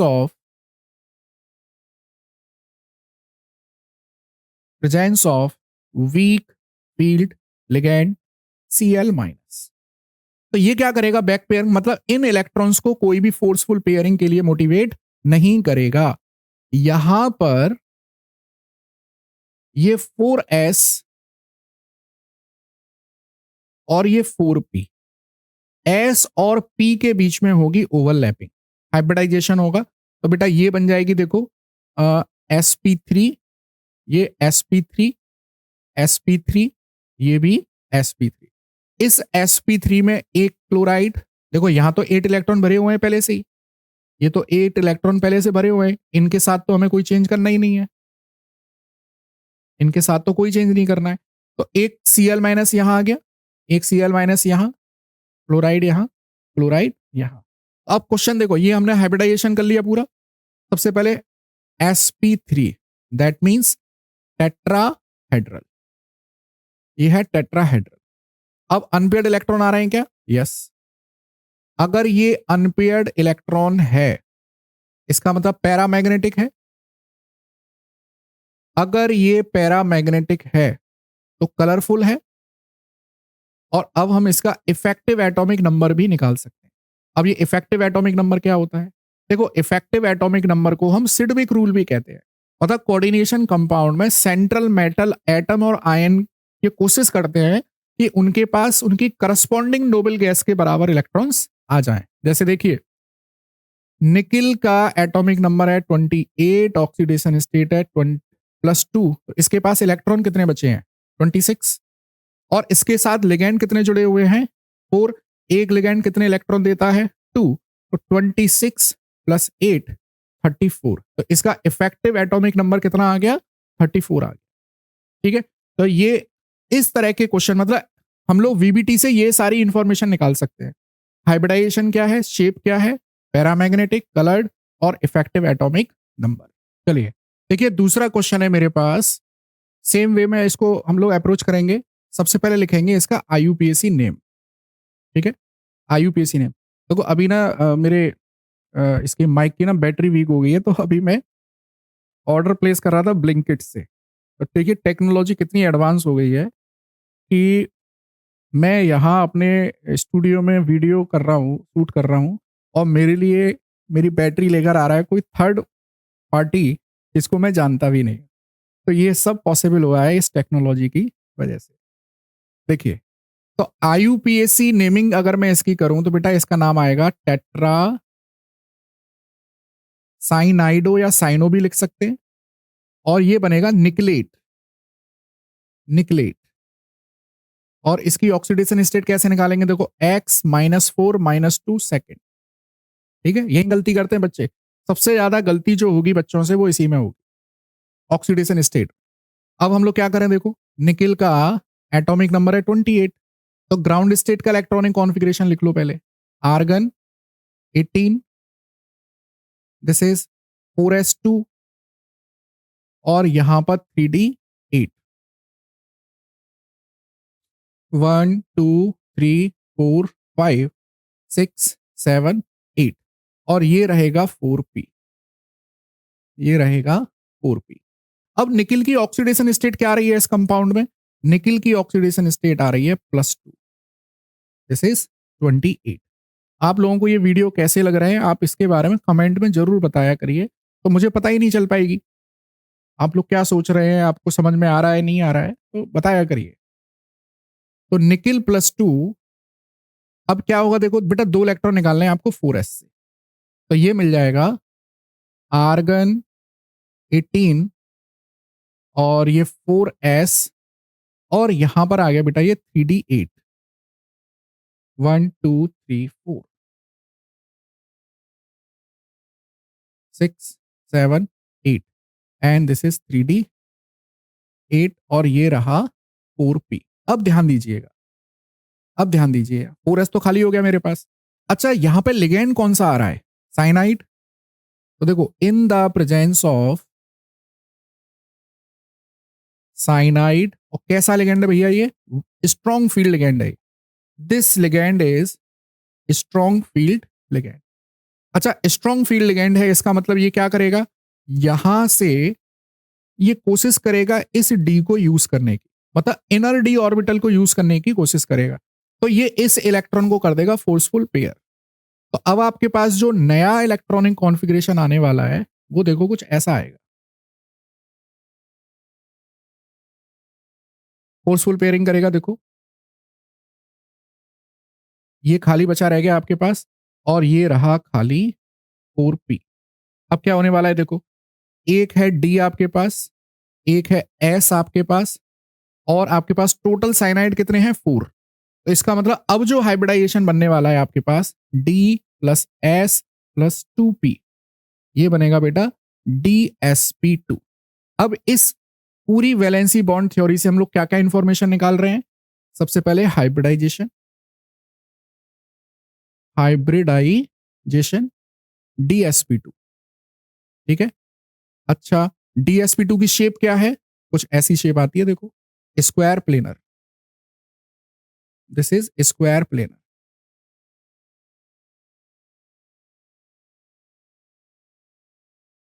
third one, number of unpaired electron 0, number of unpaired electron 0। Fourth, diamagnetic होगा। जब अनपेयर्ड इलेक्ट्रॉन नहीं है तो क्या होगा? वही होगा जो मंजूरे खुदा होगा, मतलब डायमैग्नेटिक। और कलरलेस भी होगा। जब इनके पास इलेक्ट्रॉन नहीं है, अनपेयर्ड इलेक्ट्रॉन नहीं है, तो कैसा होगा? ये कलरलेस होगा। और इंपॉर्टेंट बात देखिए, effective atomic number. Effective atomic number देखो, निकिल +2 एटॉमिक नंबर है 28, तो ये बनेगा 26 प्लस 4 इंटू 2 34। तो ये हो गया application of valency bond theory में सेकंड एग्जाम्पल। तो देखिए थर्ड एग्जाम्पल है हमारे पास, दिस इज, मैं सबसे पहले इसका IUPAC नेम लिखता हूं। देखिए दिस इज टेट्रा, क्योंकि 4 हैं इसमें, टेट्रा कार्बोनिल निकिल, और यहां पर निकिल की ऑक्सीडेशन स्टेट आ रही है 0। तो मैं इसको ऐसे लिख देता हूं, Roman number tetra carbonyl nickel 0, या आप चाहें तो 0 को हटा भी सकते हैं। अच्छा, निकिल का एटॉमिक नंबर है 28, तो मैं इसका इलेक्ट्रॉनिक कॉन्फ़िगरेशन ऐसे बना दूं। देखिए this is argon 18 4s2 and this is 3d8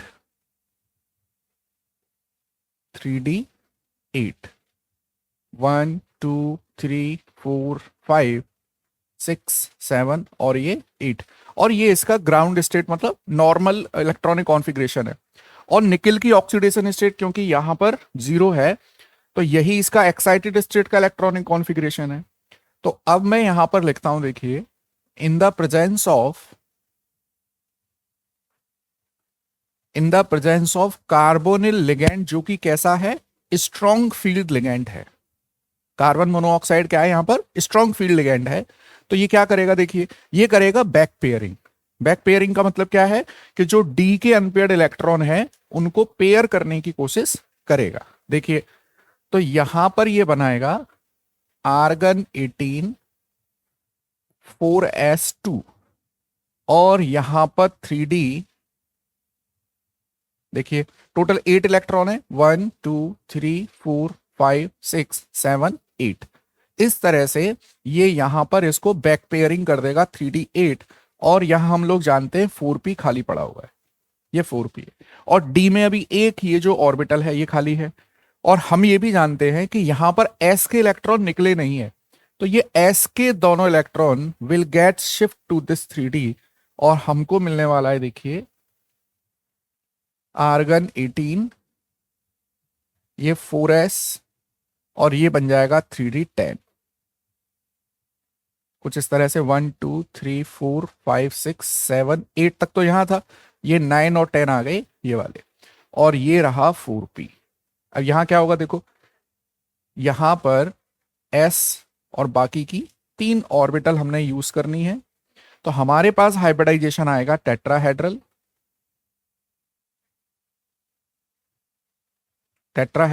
और हम लोग देखें इसमें एक भी अनपेयर्ड इलेक्ट्रॉन नहीं है, तो ये कैसा बनेगा? डायामैग्नेटिक, ठीक है, कलरलेस होगा।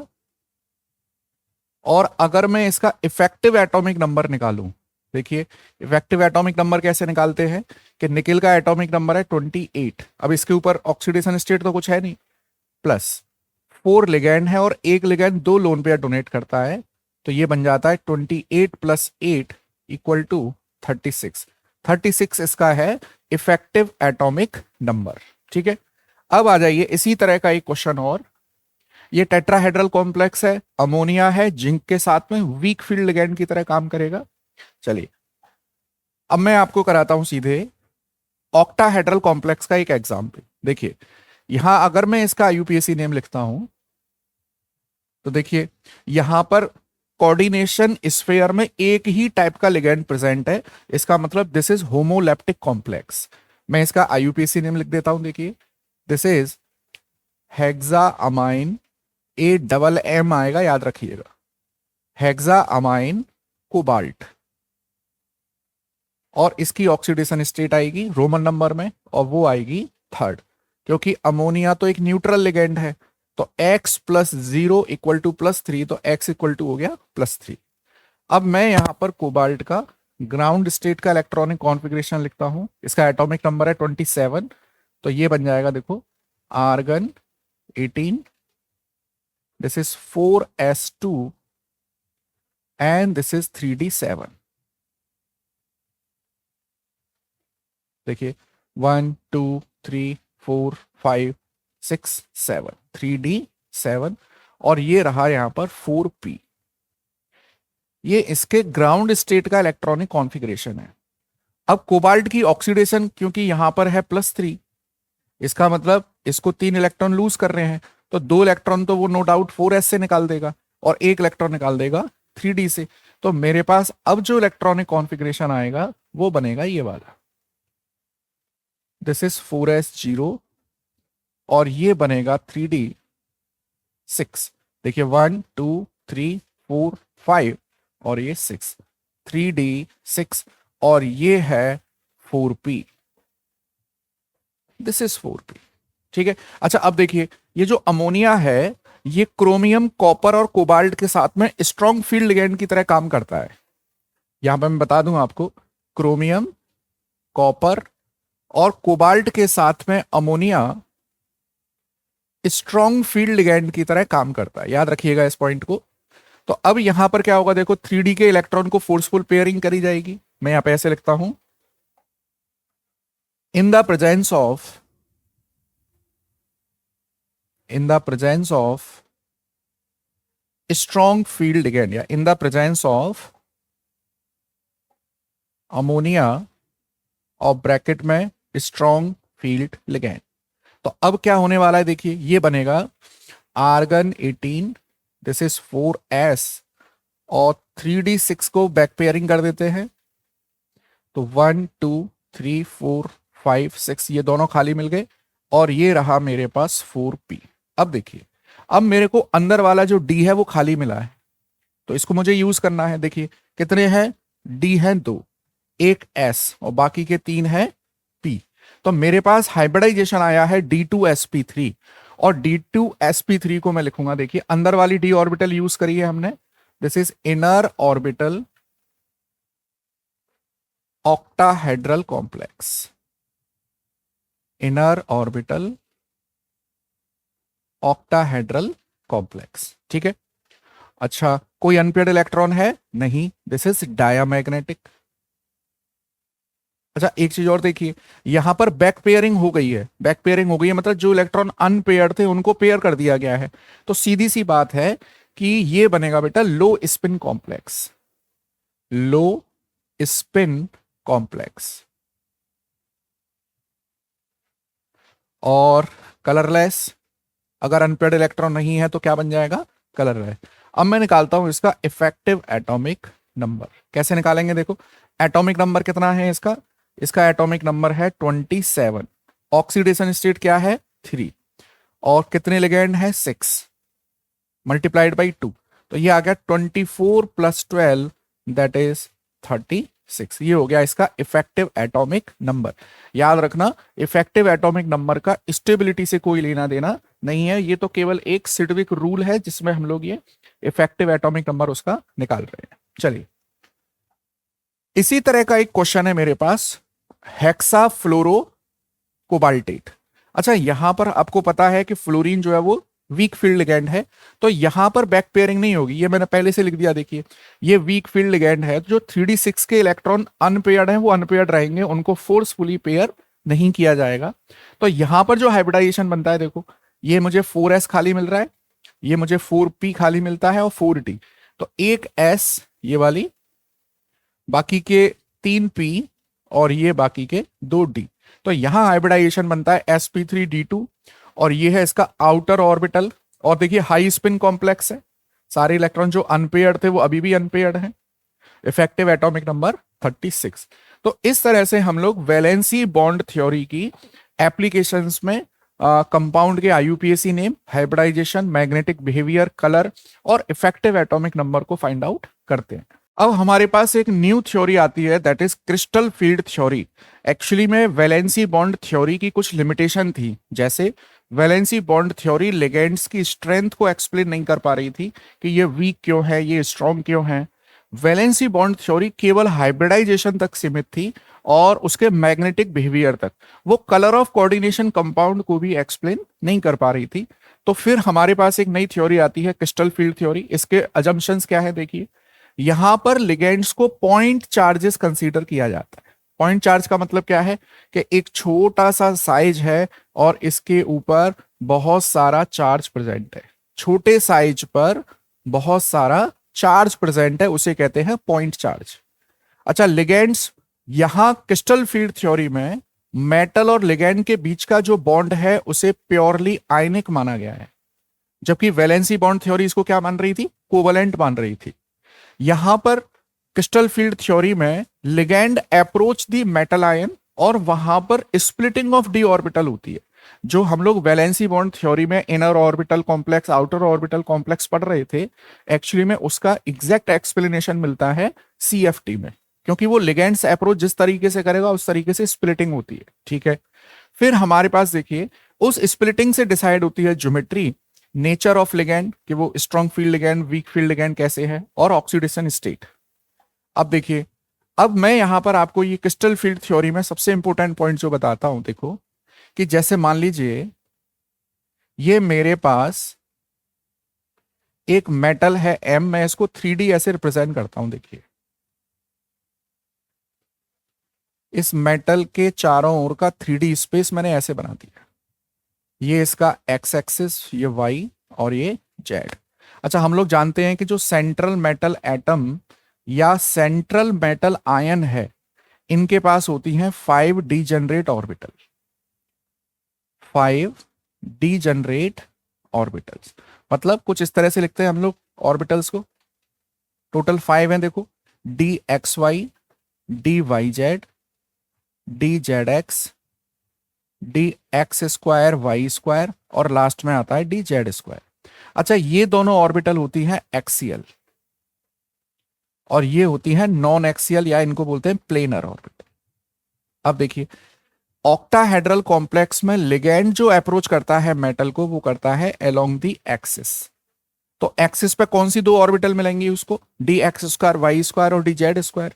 तो लिगेंड इस रास्ते से जाएगा तो सबसे पहले उसको ये वाली दो ऑर्बिटल मिलने वाली है। लिगेंड के पास लोन पेयर है और इन ऑर्बिटल के पास इलेक्ट्रॉन है, तो इलेक्ट्रॉन इलेक्ट्रॉन में होगा रिपल्शन। उस रिपल्शन की वजह से ये दोनों ऑर्बिटल ज्यादा रिपल्शन फील कर रही हैं, ज्यादा एनर्जी होगी, तो ये स्प्लिट होकर ऊपर पहुंच जाती हैं।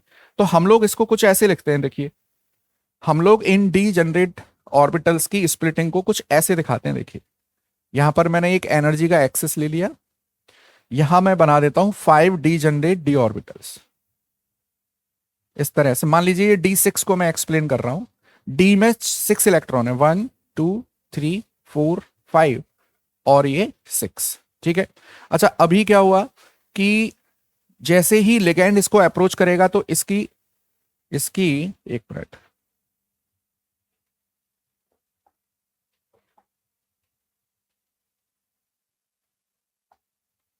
देखिए इसकी डीजनरेट ऑर्बिटल गेट एक्साइटेड और ये हायर एनर्जी लेवल पर पहुंच जाएंगी, कुछ यहां पर,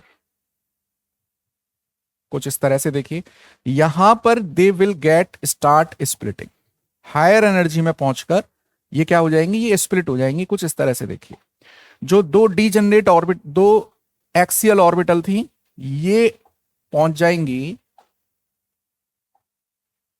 हाई एनर्जी लेवल में, और बाकी की जो नॉन एक्सियल ऑर्बिटल थी वो रह जाएंगी नीचे। कुछ इस तरह से देखिए, 3 ऑर्बिटल रह गई नीचे, इनको कहते हैं हम लोग T2G, और 2 ऑर्बिटल पहुंच गई हैं ऊपर, इनको कहते हैं हम लोग EG। थोड़ा सा और एक्सप्लेन करता हूं दोबारा से। देखिए, हमारे पास जो 5 डीजेनरेट ऑर्बिटल्स हैं, लिगैंड की प्रेजेंस में दे गेट एक्साइटेड, और ये पहुंच गई हैं हायर एनर्जी लेवल पे। This is D6। अब क्या होगा, यहां पर ये दोनों ऑर्बिटल कौन कौन सी, dx² y² और dz², इनको ज्यादा रिपल्शन फील होगा क्योंकि लिगैंड एक्सिस के अलोंग आ रहा है। जैसे मैंने यहां बताया आपको, लिगैंड एक्सिस के अलोंग आ रहा है, तो इन 2 ऑर्बिटल को ज्यादा रिपल्शन मिलेगा। तो ये एक्साइटेड होकर पहुंच गए ऊपर।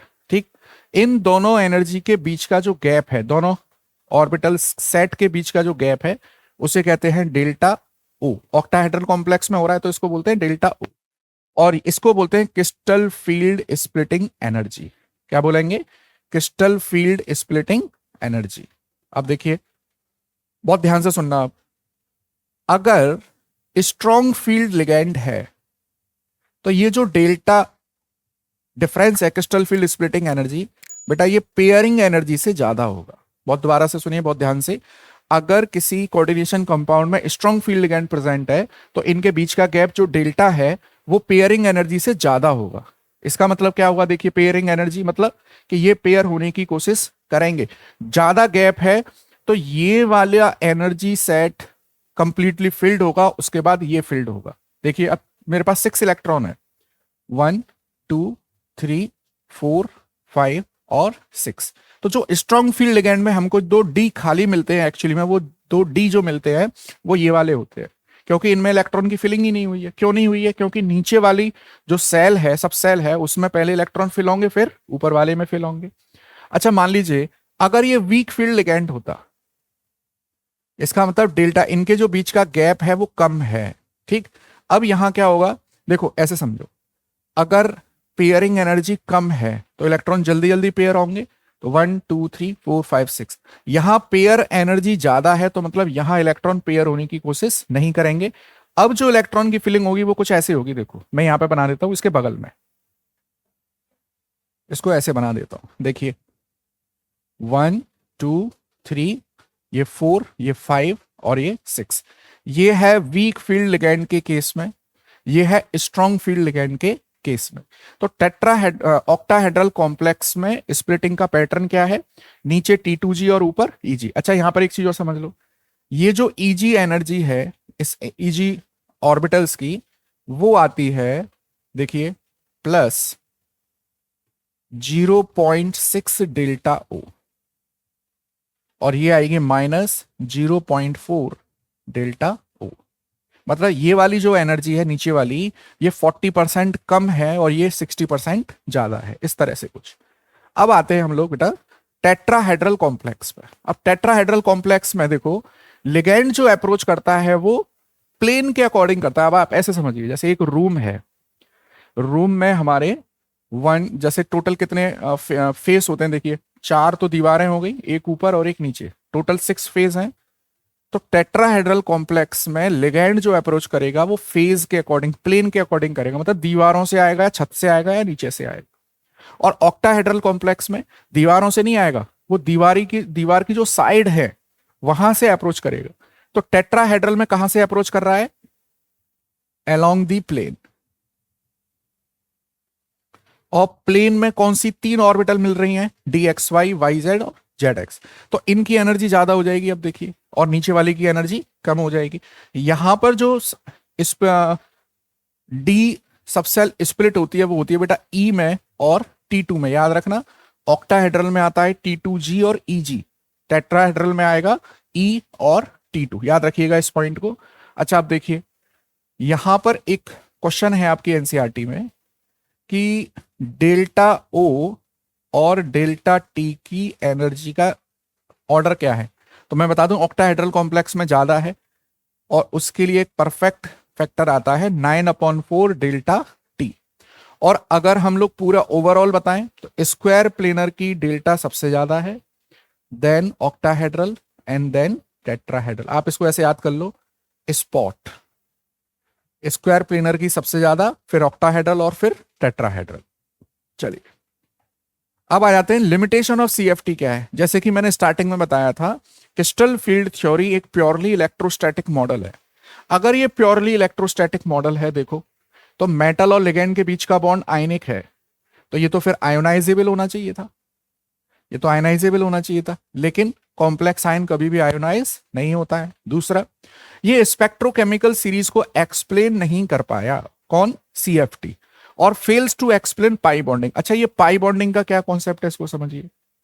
जैसे हमारे पास मान लीजिए एक मेटल कार्बोनिल है, मेटल कार्बोनिल का मतलब कि यहां पर लिगेंड है कार्बन मोनोऑक्साइड, तो कार्बन मोनोऑक्साइड में कार्बन के पास जो लोन पेयर है, ये लोन पेयर रखा जाता है मेटल की वैकेंट डी ऑर्बिटल में, ठीक है।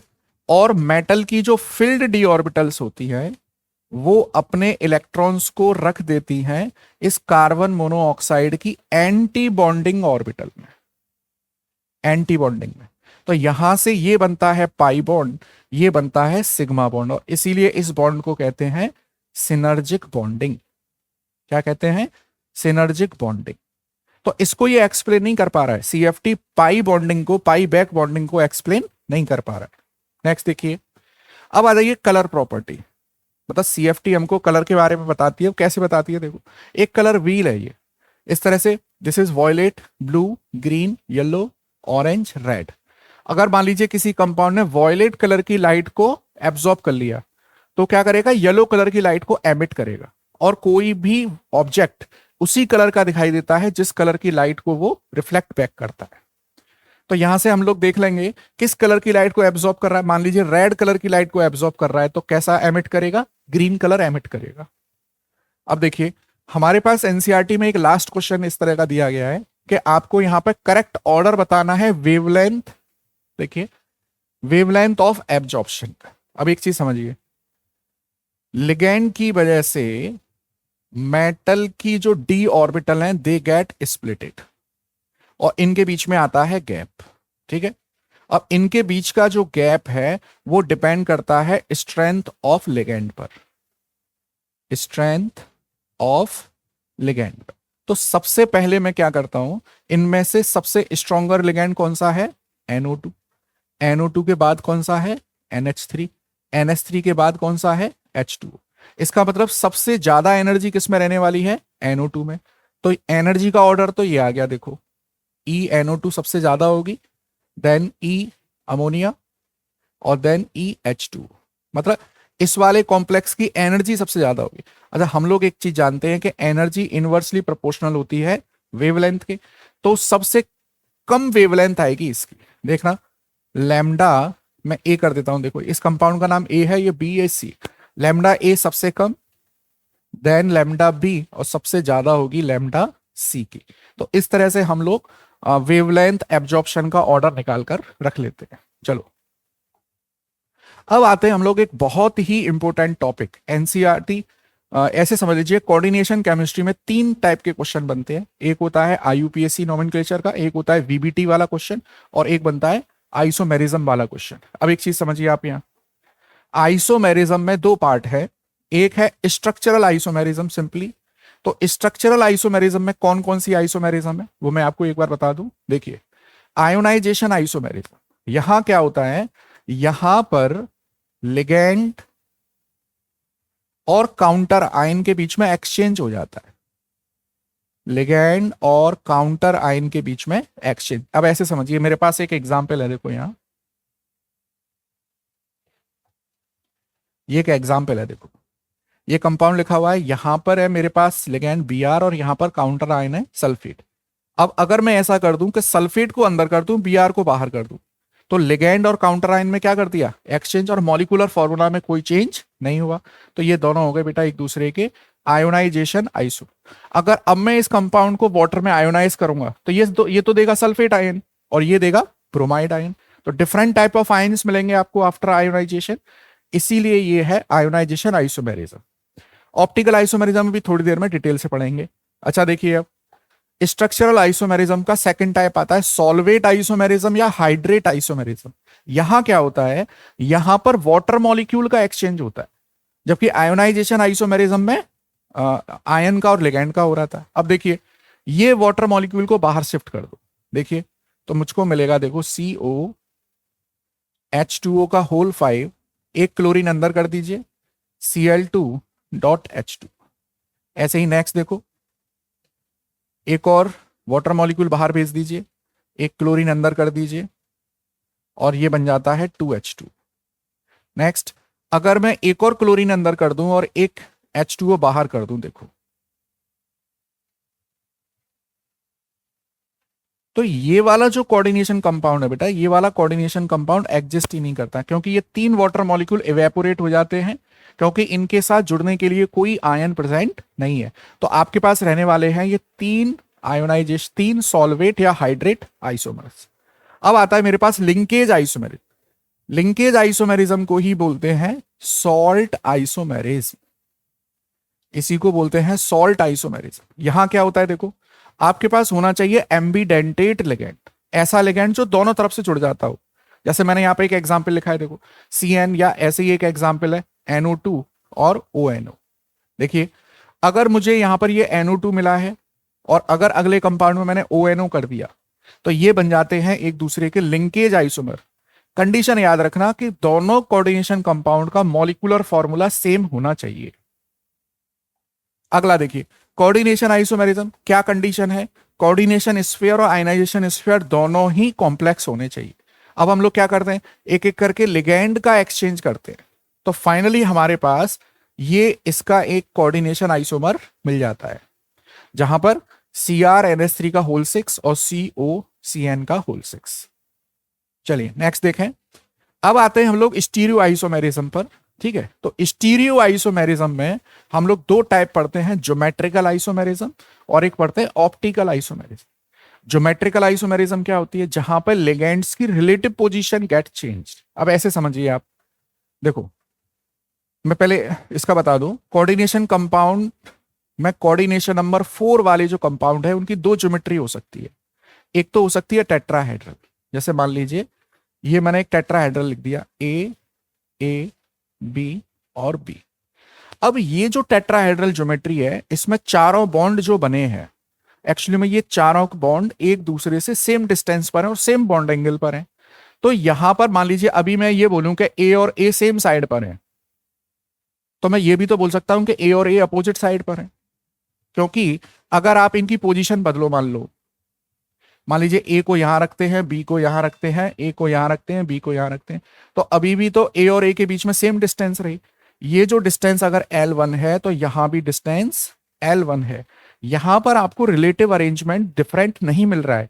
इसका मतलब यह है कि tetrahedral geometry never shows geometrical isomerism. Tetrahedral में कभी भी ज्योमेट्रिकल आइसोमेरिज्म नहीं होती है। अब आ जाइए स्क्वायर प्लेनर पे, तो मैं आपको एक एग्जांपल से बताता हूं। देखिए मेरे पास है एक एग्जाम्पल ये वाला। अब देखिए मैं इसका स्क्वायर प्लेनर कॉम्प्लेक्स ऐसे बनाता हूं, 2 सेम ग्रुप को लिखता हूं सेम साइड पर, इस तरह से। तो मेरे पास ये जो आइसोमर बना है बेटा, दिस इज सिस। और अगर मैं यहीं पर इनको कर दूं अपोजिट साइड पर, देखिए NH3 को मान लीजिए मैंने अपोजिट साइड पर बैठा दिया, तो ये बन जाता है इसका ट्रांस आइसोमर। अब एक और इंपॉर्टेंट पॉइंट, इस कंपाउंड की जो सिस फॉर्म होती है इसे कहते हैं cisplatin, and it is a important anti cancer medicine. This is anti cancer medicine, याद रखिएगा। Only cisplatin can treated as anti cancer, transplatin को नहीं कंसीडर करते। अब आ जाइए कोऑर्डिनेशन नंबर 6 में, हम लोग ज्योमेट्रिकल आइसोमेरिज्म पढ़ रहे हैं। कोऑर्डिनेशन नंबर 6 में देखिए ये मैंने लिखा,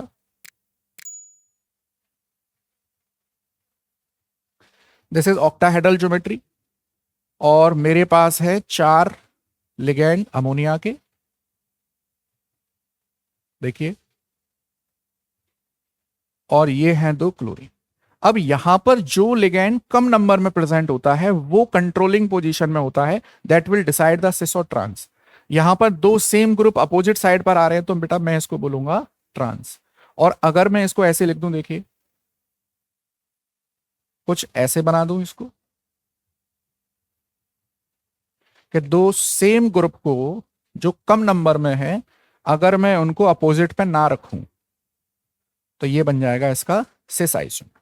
अब एक और इंपॉर्टेंट एग्जांपल आता है यहां पे, देखो अगर मेरे पास दो टाइप के मोनोडेंटेट है, जैसे ये है, देखो मैं इसको ऐसे लिख दूं,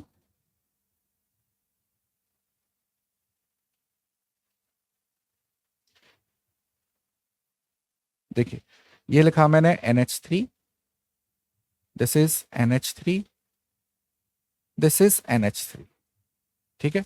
देखो ये सब के सब 90 डिग्री पर है एक दूसरे से। यहां लिख दूं NO2, यहां पर NO2 और यहां पर NO2। तो इस तरह का ये जो अरेंजमेंट मिला है हमको, देखो आप देखिए यहां पर ये जो अरेंजमेंट हमको मिला है,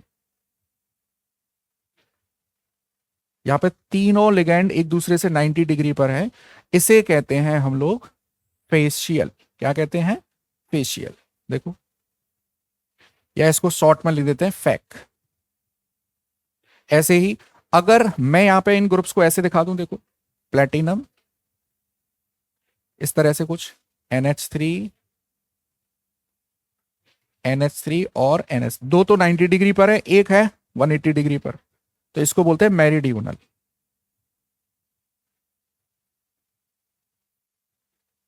देखो ये दोनों 90 डिग्री पर और ये 180 डिग्री पर।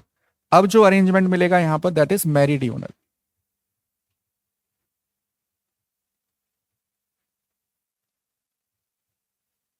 ये अरेंजमेंट इज कॉल्ड मेरिडियोनल, या मैरी बोल देते हैं शॉर्ट में। तो अगर ऑक्टाहेड्रल कॉम्प्लेक्स है, सेम ग्रुप सेम साइड पर है तो सिस, सेम ग्रुप अपोजिट साइड पर है तो ट्रांस। नेक्स्ट इसी तरह से आता है हमारे पास ऑप्टिकल आइसोमेरिज्म।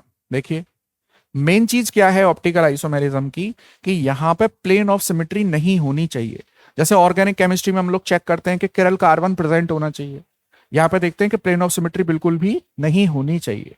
तो अगर मैं यहां बात करूं कोऑर्डिनेशन नंबर 4 की, देखिए कोऑर्डिनेशन नंबर 4 की बात करूं तो दो ज्योमेट्री है मेरे पास, एक है टेट्राहेड्रल और एक है DsP2। तो याद रखिए टेट्राहेड्रल में अगर चारों ग्रुप डिफरेंट हैं, then only it will show optical isomerism. और स्क्वायर प्लेनर तो कभी भी ऑप्टिकल आइसोमेरिज्म शो नहीं करेगा। बहुत ध्यान से सुन लीजिए, ज्योमेट्रिकल आइसोमेरिज्म किस में नहीं होती है? टेट्राहेड्रल में। ऑप्टिकल आइसोमेरिज्म किस में नहीं होती है? स्क्वायर प्लेनर में। क्यों नहीं होती है उसको समझिए। जैसे मान लीजिए ये मेरे पास स्क्वायर प्लेनर है, ठीक है, और स्क्वायर प्लेनर मैंने ऐसे बनाया, इस तरह से स्क्वायर प्लेनर है, और मैंने इनके बीच में से ऐसे एक प्लेन बना दिया, तो दो प्लेन हो गए। देखो एक ही अलग हो गया, एक ही अलग हो गया। तो आप स्क्वायर प्लेनर को इस तरह से एक प्लेन ऑफ सिमेट्री में हमेशा काट सकते हैं। तो यहां always plane of symmetry present होगी, तो कभी भी याद रखिएगा square planar complex never shows optical isomerism. अगर मैं ऑक्टाहेड्रल की बात करता हूं, बहुत सिंपल सा है, अगर प्लेन ऑफ सिमेट्री प्रेजेंट है तो ऑप्टिकल आइसोमेरिज्म नहीं होगी। अगर प्लेन ऑफ सिमेट्री नहीं है, then it will show optical isomerism. देखिए तो मैं यहां पर एक एग्जाम्पल लेता हूं। देखो ये बड़ा फेमस एग्जाम्पल है एनसीईआरटी का। अभी हमारा जो मेन फोकस है बेटा, वो है बोर्ड एग्जाम। तो बोर्ड एग्जाम के ही अकॉर्डिंग मैं आपको ये सारी चीजें डिस्कस कर रहा हूं। आप लोग एक बार ये वीडियो देख लें, नोट्स अच्छे से बना लीजिए, नहीं है तो अपने नोट्स में कुछ अगर एक्स्ट्रा पॉइंट मिल रहा है तो उसको लिख लीजिए। बट लगातार पढ़ते रहिए, और पढ़ने का सोर्स मत बदलिए। आप जिससे पढ़ रहे हैं, जो नोट्स आपके पास हैं वही रहने चाहिए। बार बार नोट्स बदलते हैं तो चीजें रिकॉल नहीं हो पाती हैं। चलिए, जैसे ये मेरे पास बाइडेंटेट लिगैंड है, 3 है, तो मैंने एक ऐसे बना दिया। देखो कोबाल्ट से ये EN बाइडेंटेट लिगैंड है। अब यहां आप देखिए, अगर ये प्लेन ऑफ सिमेट्री है, दिस वन, ये प्लेन ऑफ सिमेट्री है, तो आप देखेंगे यहां भी EN प्रेजेंट है, यहां भी EN प्रेजेंट है। इसका मतलब प्लेन ऑफ सिमेट्री प्रेजेंट है, इसमें कभी भी ऑप्टिकल आइसोमेरिज्म नहीं होगी। और इस फॉर्म को कहते हैं बेटा मीजो कंपाउंड। और अगर मैं इसको ऐसे बना देता, देखो अगर मैं इस कंपाउंड को ऐसे बना दूं,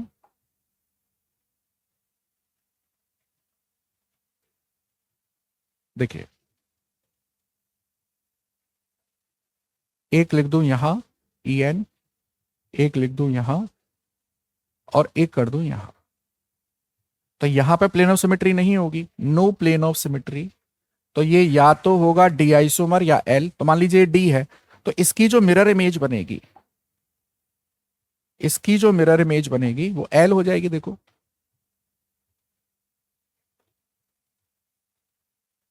वो हो जाएगी एल।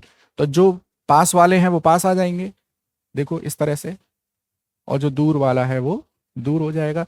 ये बन जाएगा एल आइसोमर। तो ऑप्टिकल आइसोमेरिज्म में बस चेक करिए कि प्लेन ऑफ सिमेट्री प्रेजेंट तो नहीं है।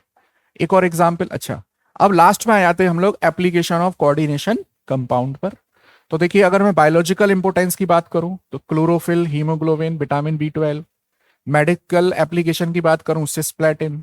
एनालिटिकल केमिस्ट्री में EDTA जो है वो कैल्शियम और मैग्नीशियम को ट्रैप कर लेता है।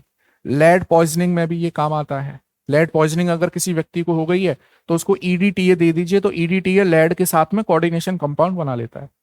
कैटेलिसिस में ये बड़ा इंपॉर्टेंट है, विल्किंसन कैटेलिस्ट। रोडियम क्लोराइड और ये पी ट्राइफिनाइल ग्रुप, ये यूज किया जाता है हाइड्रोजनेशन ऑफ एल्कीन में। तो इस तरह से हम लोग कोऑर्डिनेशन कंपाउंड्स को पढ़ते हैं, इस तरह से। और आपका कोई भी सजेशन है तो वो कमेंट बॉक्स में जरूर बताएं। पढ़ते रहिए, सीखते रहिए। Thank you.